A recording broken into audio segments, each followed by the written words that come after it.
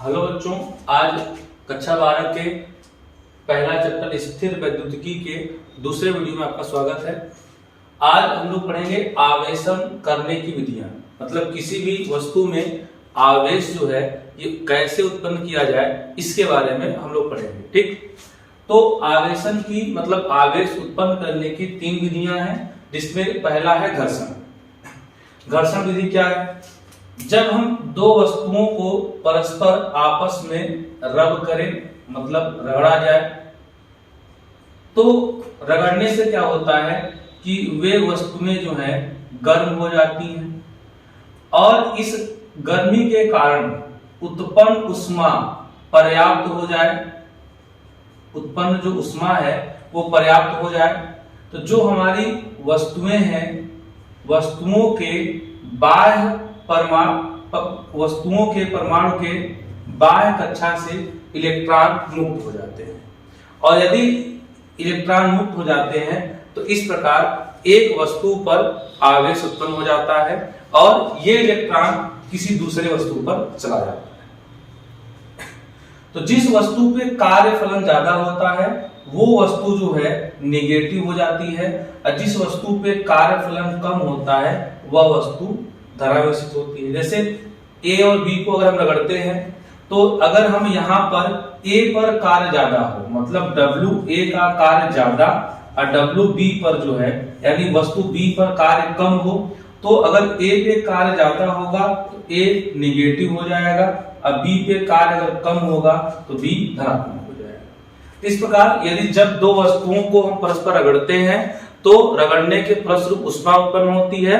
अगर वह ऊष्मा पर्याप्त होगी तो वस्तुओं के बाह्य परमाणु से किसी एक में से इलेक्ट्रॉन निकलेंगे और दूसरे पर चले जाएंगे, तो इस प्रकार एक धनावेशित होती है और ऋणावेशित। जैसे कांच की छड़ और रेशम कपड़ा को रगड़ा जाता है तो कांच की छड़ धनावेशित होती है और रेशम का कपड़ा ऋणावेशित होता है, क्योंकि जब रेशम से हम रगड़ते हैं तो कहीं न कहीं रेशम के कपड़े पर हम ज्यादा वर्क करते हैं, कपड़े को हम ज्यादा रगड़ते हैं और जो छड़ है वो कांस्टेंट रहता है लगभग। ऊनी वस्त्र को, ठीक है, रबड़, अंबर या प्लास्टिक से रगड़ते हैं तो इन पर सामान्यतः ऋणावेश उत्पन्न होता है। सूखे बाल को अगर हम कंघा से रगड़ते हैं, सूखे बाल पर धनावेश और जो कंघा है उस पर ऋणावेश उत्पन्न होता है। बिल्ली की खाल को, ठीक है, एगोनाइट छड़ से रगड़ते हैं तो बिल्ली की खाल पर धनावेश और एगोनाइट की छड़ पर ऋणावेश उत्पन्न होता है। तो इस प्रकार हम जब दो वस्तुओं को रगड़ते हैं तो एक पर धनावेश और दूसरे पर ऋणावेश उत्पन्न होता है, ठीक है, इलेक्ट्रॉनों के स्थानांतरण के कारण। फिर दूसरा है प्रेरण, इसको इंडक्शन भी बोला, इसको इंग्लिश में इंडक्शन मेथड बोलते हैं। इस विधि में क्या होता है कि जब हम किसी आवेशित वस्तु के समीप कोई उदासीन वस्तु ले आते हैं तो वह उदासीन वस्तु जो है विपरीत प्रकृति के आवेश में आवेशित हो जाती है। इसके कुछ पद जो है इस प्रकार है, जैसे ये कोई आवेशित वस्तु है A और ये कोई उदासीन वस्तु है B। जब आवेशित वस्तु धनावेशित आवेशित वस्तु के समीप कोई उदासीन वस्तु रखते हैं तो ये धनावेशित इस उदासीन वस्तु के समस्त ऋणावेश को अपनी ओर आकर्षित कर लेता है और धनावेश को प्रतिकर्षित कर देता है। अगर द्वितीय चरण की हम बात करें तो द्वितीय चरण में हम इस उदासीन वस्तु को पृथ्वी से जोड़ देते हैं तो ये पृथ्वी इस वस्तु के समस्त धनावेश को पृथ्वी की ओर आकर्षित कर लेती है, क्योंकि पृथ्वी ऋणावेशित प्लेट की तरह व्यवहार करती है। तो ये सारा का सारा धनावेश चला जाता है। और तृतीय स्टेप में अगर हम यहाँ से अर्थ को हटा देते हैं तो इसका समस्त धनावेश अर्थ के पास चला जाता है और यह इस पर केवल ऋण आवेश रह जाता है। यदि इन दोनों को हम पृथक कर देते हैं तो ये भूमि से पृथक करने के बाद अगर हम आवेशित वस्तु हटा लेते हैं तो जो हमारी वस्तु थी वो ऋणावेशित हो जाती है। तो इस प्रकार हमारे पास धनावेशित था, अब जो है ऋणावेशित उत्पन्न हो गया। तो यहां से स्पष्ट होता है कि प्रेरित करने वाली वस्तु न तो आवेश प्राप्त करती है और न ही आवेश खोती है। इसका मतलब यह है कि इस वस्तु A के आवेश पर कोई प्रभाव नहीं पड़ेगा। ठीक, अगर ये 10 कूलाम का था तो आवेशित करने के बाद भी ये 10 ही कूलाम का रहेगा, न तो इसका मान बढ़ेगा और ना ही इसका मान घटेगा। फिर इसमें अगर हम बात करें, प्रेरण केवल वस्तुओं में संभव है, कणों में नहीं। मतलब जो प्रेरण की घटना है केवल और केवल वस्तुओं में ही संभव है, कणों में नहीं। क्यों? क्योंकि जब कणों को किसी आवेश के पास रखा जाता है तो कणों का जो आकार है वो बहुत छोटा होता है और इसमें पोलराइजेशन जो ध्रुवण है ये चीजें नहीं हो पाती कणों में। तो कण अत्यधिक छोटा होता है और इसके धनावेश और ऋणावेश पृथक नहीं हो पाते हैं, मतलब ध्रुवण की जो क्रिया है ये नहीं हो पाती है। इसीलिए जो प्रेरण है केवल वस्तुओं में संभव है, कणों में संभव नहीं है। फिर प्रेरित आवेश प्रेरित करने वाले आवेश से कम या बराबर उत्पन्न होती है। मतलब अगर जैसे ये 10 कूलाम का कोई वस्तु है तो B पर 10 कूलाम या उससे कम ही आवेश उत्पन्न हो सकता है। मतलब अगर वस्तु B है, इस पर जो भी आवेश उत्पन्न होगा वो A से कम ही आवेश उत्पन्न होगा, A से अधिक आवेश कभी भी उत्पन्न नहीं हो सकता। ठीक, तो इसका एक मेथड और है, उसको हम देखते हैं। ठीक है,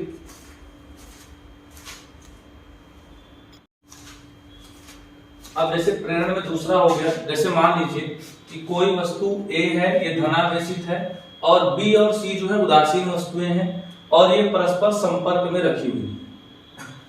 तो अगर इनके समीप कोई धनावेशित वस्तु ले आते हैं, ये धनावेशित वस्तु इस B और C में ऋण आवेशित और धन आवेशित को इस प्रकार बांट देता है, ध्रुवण उत्पन्न हो जाता है। ठीक, अब सेकेंड स्टेप में यदि इन दोनों को थोड़ा दूर रख दें तो B के आधे भाग पर ऋणावेश और C के कुछ भाग पर धनावेश होता है और यदि हम इस आवेशित वस्तु को हटा दें तो इस B पर समान रूप से ऋण आवेश वितरित हो जाता है और C पर धन आवेश वितरित हो जाता है। तो ये भी एक आवेशन की विधि हो गई जो कि प्रेरण का ही एक भाग है। अब चालन, तो चालन में जब कोई एक आवेशित वस्तु हो, चालन आवेशन की एक ऐसी विधि है जब किसी आवेशित वस्तु के संपर्क में कोई उदासीन वस्तु रखी जाती है तो ये उदासीन वस्तु भी आवेशित हो जाती है। इसमें क्या होता है, जैसे मान लीजिए कि कोई वस्तु है, ये 10 माइक्रोकूलाम का है वस्तु A और इसके कांटेक्ट में कोई वस्तु B रखी गई और ये जो वस्तु है ये उदासीन है। कैसी है? उदासीन। और जब इनको कांटेक्ट में रखने के बाद इनको अलग अलग रखते हैं तो इन दोनों पे आवेश बराबर बराबर हो जाएगा। अगर ये 10 कूलाम का है तो 5 माइक्रोकूलाम इस पर और 5 माइक्रोकूलाम इस पर, इस प्रकार वितरित हो जाएगा। ठीक, तो चालन में क्या होता है कि अगर कोई आवेशित वस्तु है और कोई उदासीन वस्तु है तो आवेशित वस्तु जो है इसका आवेश उदासीन आवेश के प्रति ट्रांसफर हो जाता है। ठीक, और जैसे मान लीजिए कि दोनों आवेशित हैं, जैसे कोई वस्तु है ये 15 माइक्रोकूलाम इस पर आवेश है और कोई वस्तु है इस पर 25 माइक्रोकूलाम है। इन दोनों को परस्पर संपर्क में रखा जाए तो कुल आवेश कितना हो जाएगा? 25 और 15 40।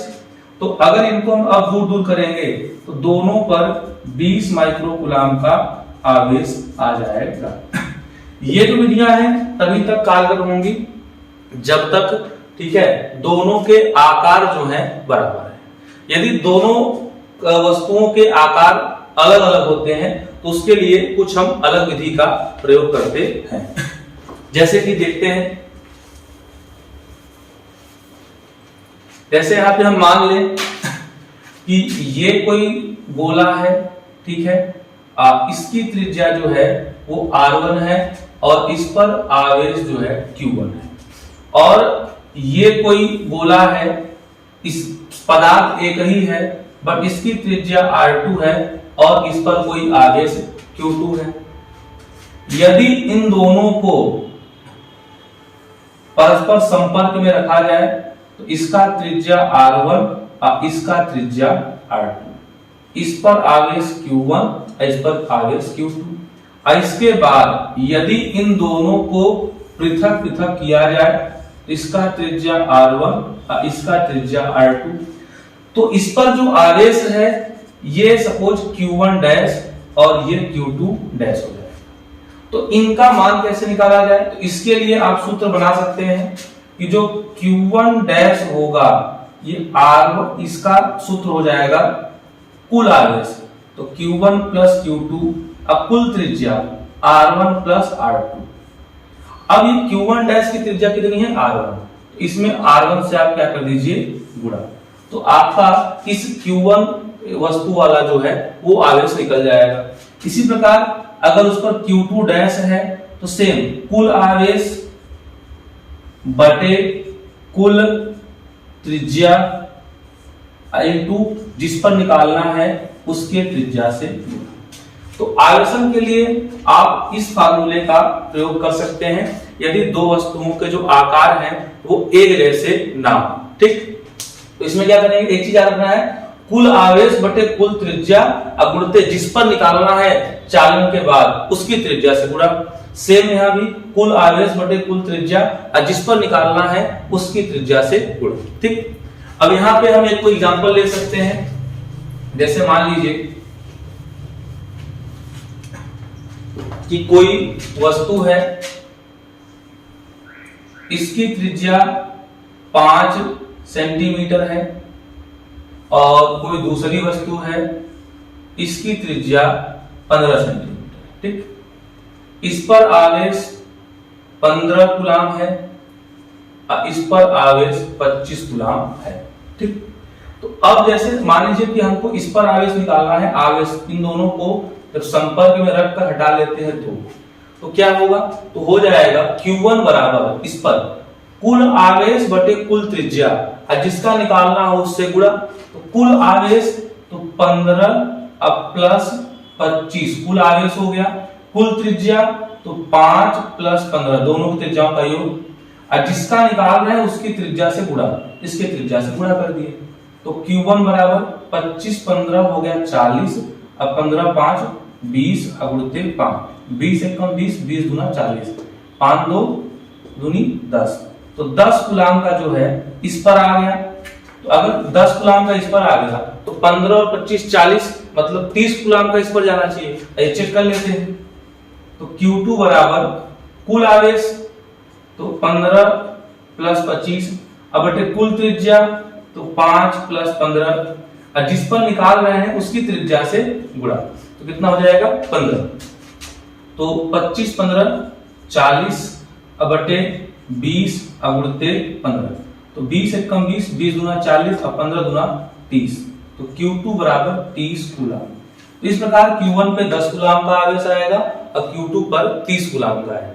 तो चालन के द्वारा इन विधियों का हम प्रयोग कर सकते हैं। ठीक है, तो इस पे अगर कोई भी सवाल आता है तो इनके अंक बदले होंगे और इस प्रकार से हम कर सकते हैं। ठीक है, इसका स्क्रीनशॉट आप ले सकते हैं। फिर इसके बाद अगर इस फार्मूले पे थोड़ा सा हम गौर करें तो देखिए क्या आया था?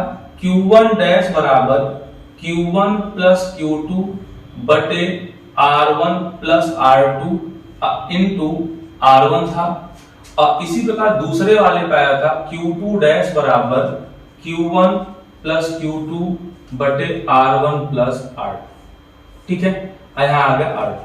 अगर हम इन दोनों को भाग कर दें तो Q1 डैश बटे Q2 डैश, अगर ध्यान से देखेंगे तो Q1 प्लस Q2 बटे R1 plus R2, Q1 plus Q2 बटे R1 प्लस R2, ये एक समान है, ये हट जाएंगे तो ये आएगा R1 बटे R2। यहां से क्या स्पष्ट हो रहा है कि अगर दो गोले हैं तो उनकी त्रिज्याओं का जो अनुपात है उन पर चालन के बाद जो भी आवेश होगा उनके अनुपात के बराबर होता है। ठीक है, ये बातें हो गई। यदि यहां पे Q1, अगर इसके दूसरे कंडीशन की बात करें, यदि Q1 बराबर Q2 ये किसी Q के बराबर हो जाए, ठीक है, और R1 बराबर R2 बराबर ये R हो जाए, तो क्या होगा?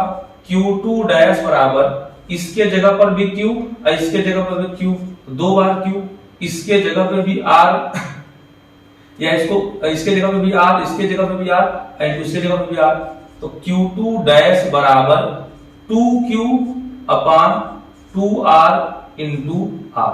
तो ये 2 से 2 कट गया, R से R कट गया, यानी Q2 डैश बराबर Q।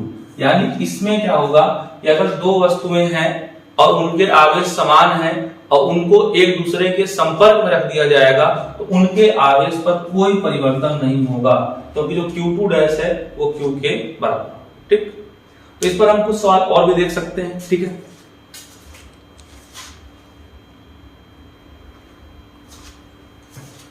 जैसे अब हम पदार्थों का ध्रुवण पढ़ेंगे। ध्रुवण क्या होता है?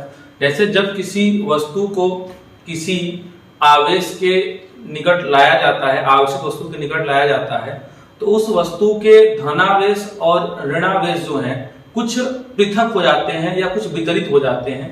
ठीक है, तो इसी घटना को हम ध्रुवण कहते हैं। अब ये देखिए, जैसे सुचालक पदार्थ है, तो सुचालक पदार्थों में यह क्रिया कुछ अलग प्रकार से होती है और कुचालकों में यह प्रक्रिया कुछ अलग प्रकार से होती है।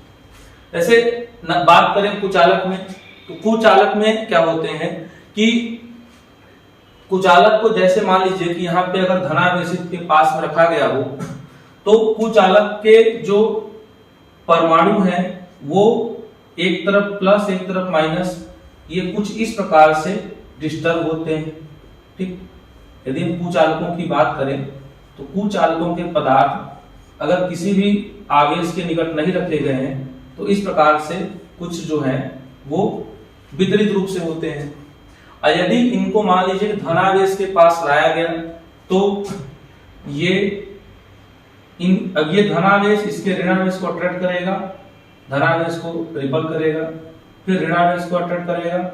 इस प्रकार से कोई अगर कुचालक पदार्थ किसी आवेशित वस्तु के कांटेक्ट में आती है तो वो इस प्रकार से आवेशित हो जाती है, एक तरफ माइनस एक तरफ प्लस, इस प्रकार से। लेकिन अगर यही हम बात करें कि कोई सुचालक वस्तु है, ठीक है, और वो किसी धनावेशित या ऋणावेशित के संपर्क में आती है, तो इसमें क्या होता है कि जैसे सुचालक है तो प्रारंभ में सभी वस्तुएं उदासीन होती हैं। तो अगर ये उदासीन है तो सपोज कि मान लीजिए कि ये 4 अगर प्रोटॉन है तो इसके ऊपर 4 सपोज क्या होंगे, इलेक्ट्रॉन। ठीक, तो ये उदासीन है। अगर कोई पॉजिटिवली आ गया तो ये इलेक्ट्रॉन को अपनी तरफ अट्रैक्ट करेगा, तो इसका कोई एक इलेक्ट्रॉन जो है अगर रिप्लेस हो गया तो ये 3 तो रहेंगे ही रहेंगे। अगर ये 4 हैं, ये आ गया तो ये 3 हो गए, तो इधर एक इलेक्ट्रॉन जो है ज्यादा हो गया, इधर का जो है एक प्रोटॉन बच गया। इसी प्रकार बीच में तो ये उदासीन नहीं होता है, बट एक साइड में कुछ इलेक्ट्रॉन आ जाते हैं और एक साइड में कुछ जो है प्रोटॉन शेष रह जाते हैं। ठीक है, तो इस प्रकार हम कह सकते हैं कि ये ऋणावेश है, धनावेश है, इसके ये कुछ ऋणावेश को अगर आकर्षित कर लिया तो इधर जो कुछ धनावेश हैं वो शेष रह जाते हैं और बीच का पार्ट जो है अभी भी उदासीन रहता है। तो इस प्रकार से कोई सुचालक पदार्थ ध्रुवित हो जाते हैं, पोलराइज हो जाते हैं, और इस प्रकार कोई कुचालक पदार्थ होते हैं। 2 चीजें और हैं, जैसे स्वर्ण पत्र विद्युतदर्शी से आवेश के उपस्थिति का पता लगाया जाता है। जैसे स्वर्ण पत्र विद्युतदर्शी इस प्रकार के एक घनाभाकार बॉक्स में पैक होता है और इससे 2 सोने के लीव्स होते हैं, स्वर्ण पत्र होते हैं, और जब इससे कोई वस्तु संपर्क में लाई जाती है और यदि ये वस्तु आवेशित है तो इसका आवेश नीचे की ओर स्थानांतरण होगा और दोनों पर एक जैसा आवेश उत्पन्न होगा, तो इनके मध्य में प्रतिकर्षण बल कार्य करेगा और ये स्वर्ण पत्र जो है परस्पर दूर भागेंगे। यदि ये स्वर्ण पत्र परस्पर दूर भागने लगते हैं तो हमें पता चल जाता है कि हमारी ये वस्तु आवेशित है, अदरवाइज अगर ये दूर नहीं जाते हैं तो हमारी वस्तु उदासीन है। ठीक, चाहे धनावेशित हो चाहे ऋणावेशित, दूर जाएंगे। ठीक, फिर आवेश की वास्तविक जांच वैद्युत प्रतिकर्षण है। अब ये कैसे? जैसे मान लीजिए कि अगर कोई वस्तु आवेशित है, ठीक है, सपोज ये धनावेश, ये कोई हमें पता लगाना है कि आवेशित है कि नहीं, तो इसके पास में हम धनावेशित वस्तु ले आएंगे और ऋणावेशित वस्तु ले आएंगे। अगर धनावेशित वस्तु लाएंगे तो ये तो दूर भागेगा और अगर ऋणावेशित वस्तु लाएंगे तो ये आकर्षण बल लगने के कारण इसके कांटेक्ट में आ जाएगा। अब जब ये दोनों एक दूसरे के संपर्क में आ जाएंगे तो आवेश का वितरण हो जाएगा, अर्थात इसके आवेश का जो मान है वो बदल जाएगा। ठीक है, तो बदल जाएगा अगर, क्योंकि दोनों कांटेक्ट में आ जाएंगे। अगर ये धन आवेश है और ये धन आवेश है, ये इन दोनों को पास लाया जाए तो परस्पर ये दूर भागेंगे, तो दूर भागेंगे तो प्रतिकर्षण बल से हमें पता चल जाएगा कि ये वस्तु कैसी है, आवेशी। ठीक है, तो प्रतिकर्षण जो है ये वास्तविक जांच होती है, क्योंकि इस तरीके से अगर हम जांच करेंगे किसी भी आवेश की उपस्थिति का, तो उस वस्तु के आवेश पर के मान पर कोई प्रभाव नहीं पड़ता है। ठीक है, तो हम लोगों ने आवेशन की तीनों विधियों को अच्छे से समझ लिया, जो संबंधित सवाल थे कर लिए। ठीक है, अब अगले लेक्चर में फिर मिलते हैं।